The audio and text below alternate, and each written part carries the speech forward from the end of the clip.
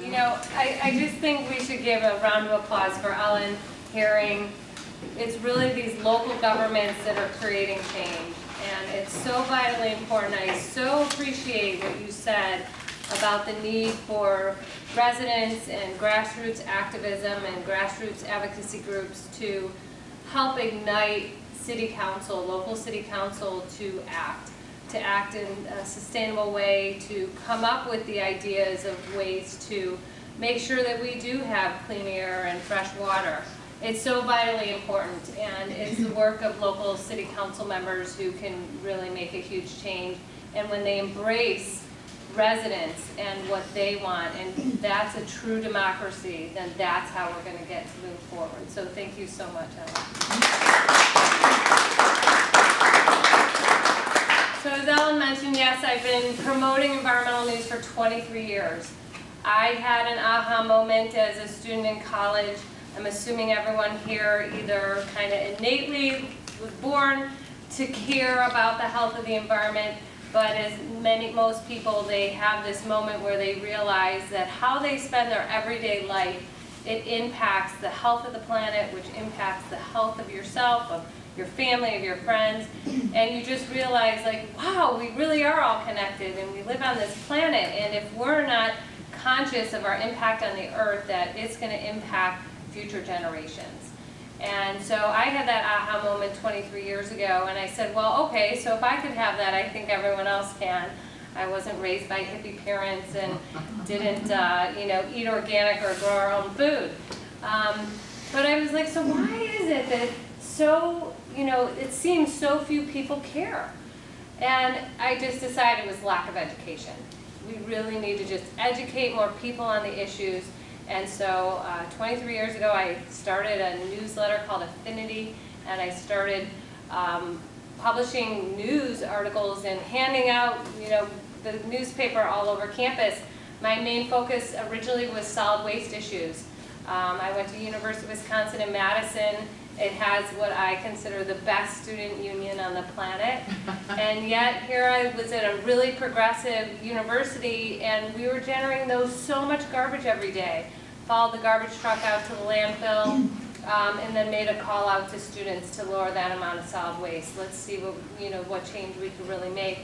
So I created a venue, a platform, a portal for environmental news. But what I quickly realized is that solid waste was far from our only environmental issue. I realized there's impacts on our air quality and water quality, and people just were so, these, you know, local residents who'd been working on these issues forever were so excited to have a platform to get that news out. As we all know, mainstream media still fails to educate people on the most, what I consider the most vital issues on the planet. So we all just went through, not all that long ago, a presidential election, and you know, clearly, you know, they were addressing really important issues, right? Healthcare and pensions and, you know, immigration, all these issues that really matter. But, you know, as we all know, there was silence on the climate issue. Hurricane Sandy changed that rapidly, and I'm not going to go into all of that. But what I came to realize is, well, though those issues are important, there's truly no issue more important than the environment. You know, our water, our air, our planet, our climate. If we don't have a healthy planet to live on, or water to drink, or water to use for agriculture, then what does healthcare even matter? So, you know, clearly we know these issues are really important. So for 23 years I've been publishing environmental news. Nearly 8 years ago I launched EcoWatch. To yet again publish a newspaper here in Ohio. I did it 10 years, Affinity, out of Cleveland. And then EcoWatch, we published the EcoWatch Journal. We were honed in just on promoting the work of the sustainability movement of Ohio. We published an EcoWatch Journal every other month, distributed them across the state. We did 80,000 copies. They were in Columbus, Cincinnati, Cleveland, Toledo. We were in 2,200 locations statewide. But as everyone here knows, and most of you probably have that handy-dandy smartphone, everybody has been shifting to online. And when you talk about a sustainable revenue model for a nonprofit organization, we relied heavily on advertising sales for a newspaper, and it was really challenging. So it was clear to me that EcoWatch needed to hop online, and I always wanted to broaden the model that I created here in Ohio. So I decided to completely transition over to an online news service. So EcoWatch today, we promote the work of 1,000 grassroots organizations worldwide. It's really exciting that we've been able to leverage a much broader readership. Our goal in the long run is to reach as many people as possible. I also just had a recent shift in business model. I was struggling running EcoWatch as a nonprofit. Also, as we'll get in a little bit more about fracking, our EcoWatch's strong stance on fracking, against injection wells, really hurt our corporate support. And I will say our corporate support, not necessarily companies engaged in fracking, but it's just so controversial that they just seem to, not return my calls anymore. So I did a shift in business model. EcoWatch is now a social enterprise. I took EcoWatch for profit with investors out of New York City.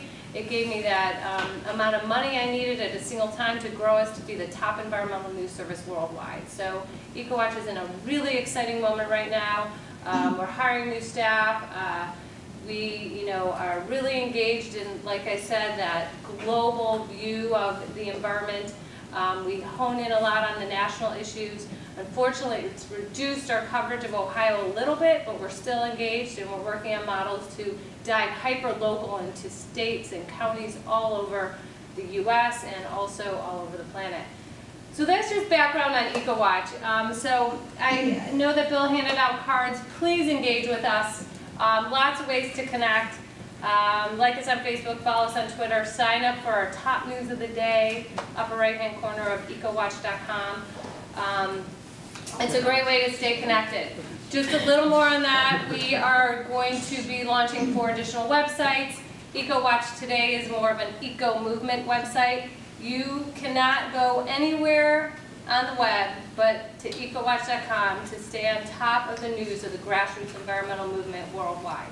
So if you're interested in the most important issues every day impacting the planet, ecowatch.com is where to go. But we are going to launch an eco-solutions site because, as I'm going to launch into my talk today, we have to know our problems to find the solutions. And I know ecowatch.com for the most part is really depressing, but we have really big issues, really big problems that we need to solve. And if we don't know what our problems are, we'll never find the solutions. But at the same time, unbelievable solutions are happening every day. And there's probably no better example than this building. I've now taken 2 quick tours. I'm looking forward to the tour after my talk. And it starts with education. It starts with solutions, integration, innovation. If you haven't taken a walk down that hallway yet, make sure you do before you leave. We got to educate the young. We got to educate the old. We got to educate everyone on these issues as quickly as we can because it's truly dire out there. So I don't want to depress people when they read ecowatch.com. I want to motivate them, educate them, engage them, get them to turn off that TV and engage in their community and really create change. So we have to know what our problems are. Well, one big problem is continued use of fossil fuels, right? So we just want to extract every last drop of fossil fuels that we can. Corporations, are on an all-out war to make sure that we stay reliant on fossil fuels. And that's a problem. So when we talk about fossil fuel use, we have to talk about, mountaintop removal, right? For more than 50% of the electricity in our country is still powered by coal. I'm happy to stand here and say that we are using less coal in our country. We are reducing it. It's great. But mountaintop removal is still going on. We've blown up more than 500 mountaintops in the Appalachian region. Appalachia is just a great example of the boom-bust realities of fossil fuel use. You cannot find more impoverished communities than in the Appalachian region. If you think back to the early coal days, they were guaranteed wealth. They were guaranteed success and great communities. and all the services they need. You go back there today, boarded up homes, the most impoverished communities in our country. And so clearly, the promise of coal didn't bring what they said. Great work being done on closing our old dirty coal plants. It's really wonderful. But there's still lots of issues. We got to close all the ones that are still significantly polluting our air. I live near Cleveland, Cuyahoga County. We're a non-attainment air quality, 2.5 fine particulate matter from coal power plants. They're making people sick. You know, we've got to continue to reduce our usage of coal. But here's the biggest issue with coal, is now companies want to export it. And right now there's proposals, 7 proposals for different export facilities, primarily along the northwest of our country, so in Oregon and Portland. They want to, from the Powder River Basin in Wyoming, they want to ship, and also from mountaintop removal sites, export our coals to other countries. And let me tell you, other countries want it. So that just increases so many environmental issues, from the train traffic to the coal being trained to the ports. There's great organizations out there who are working on the coal export issue. And I'll get a little bit more into other exporting issues as well. But so coal is not gone. Coal is still a big issue. We have to stop the exporting of coal. You know, so coal has provided a lot of electricity for our country, and it's been important, and we've exported most of our oil. But we are truly, if we let these corporations win, we are truly going to see what it's been like for third world countries who've been providing energy for so many other countries throughout our world. And it's really vitally important that we stay on top of that issue of coal. So in addition to that, I know that a lot of people in this community are aware of fracking. I think everyone in Ohio knows the word fracking, which is really great. It's great that so many people are engaged in the issue. When I was talking earlier about how the mainstream media has so failed on educating people on these issues, it's really interesting because you put fracking in a headline and you get people coming to your news service. So the good news is that mainstream media wants to cover fracking because they want readership, and they're getting it. So we actually have had quite a bit of extensive amount of coverage of fracking on the mainstream media. We can't necessarily say we've loved all the coverage, but they are bringing that issue to the forefront, and that's why everyone in Ohio probably knows that word.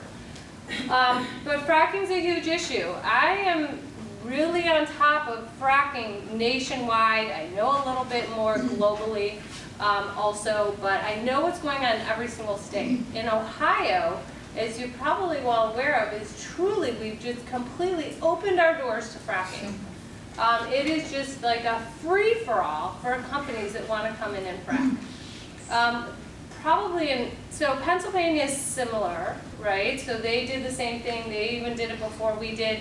We know about, hopefully, if anyone has questions at the Q&A, about the issues impacting Pennsylvania and fracking, who have a longer record.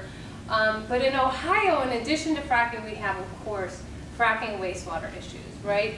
As Ellen talked about, the incredible work that's been done in this community for the Bill of Rights, which is so vitally important. You know, we are injecting radioactive wastewater from fracking sites into our Class 2 injection wells in Ohio. We are bringing in 50% of that from out of state, as far away as Texas.